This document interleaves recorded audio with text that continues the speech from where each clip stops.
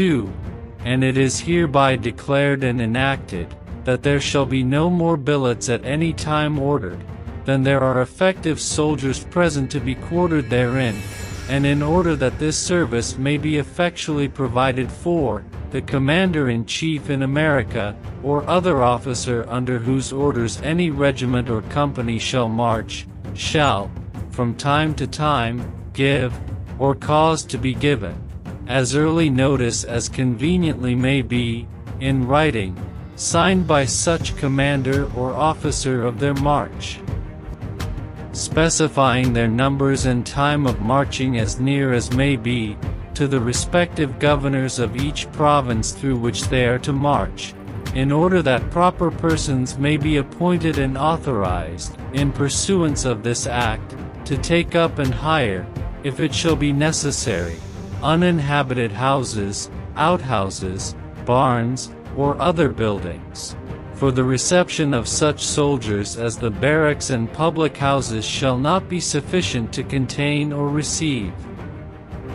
3. And be it further enacted by the authority aforesaid, that if any military officer shall take upon himself to quarter soldiers, in any of His Majesty's dominions in America, otherwise than is limited and allowed by this Act, or shall use or offer any menace or compulsion to or upon any justice of the peace, constable, tithingman, magistrate, or other civil officer before mentioned,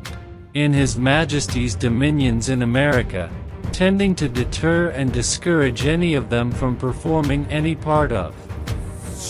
the duty hereby required or appointed, such military officer, for every such offense, being thereof convicted before any 2 or more of His Majesty's justices of the peace living within or near such villages, towns, townships, cities, districts, or other places, by the oaths of 2 or more credible witnesses, shall be deemed and taken to be ipso facto cashier, and shall be utterly disabled to have or hold any military employment in His Majesty's service, upon a certificate thereof being transmitted to the Commander-in-Chief in America, unless the said conviction shall be reserved upon an appeal brought, within 6 months, in the proper court for hearing appeals against convicting by justices of the peace, and in case any person shall find himself aggrieved, in that such constable, tithingman, magistrate, or other civil officer,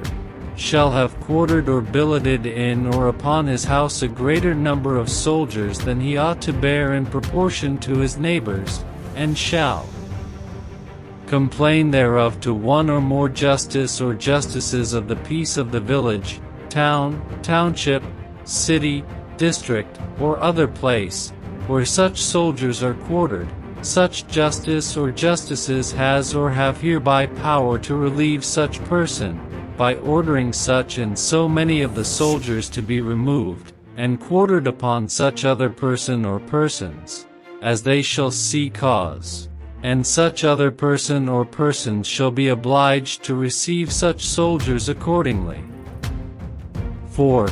Provided also, and be it further enacted, that no justice or justices of the peace, having or executing any military office or commission in His Majesty's regular forces in America, may, during the continuance of this Act, directly or indirectly, act or be concerned in the quartering, billeting, or appointing any quarters, for any soldier or soldiers, according to the disposition made for quartering of any soldier or soldiers by virtue of this Act, except where there shall be no other justice or justices of the peace, but that all warrants, acts, matters, or things, executed or appointed by such justice or justices of the peace for or concerning the same, shall be void, anything in this Act contained to the contrary notwithstanding.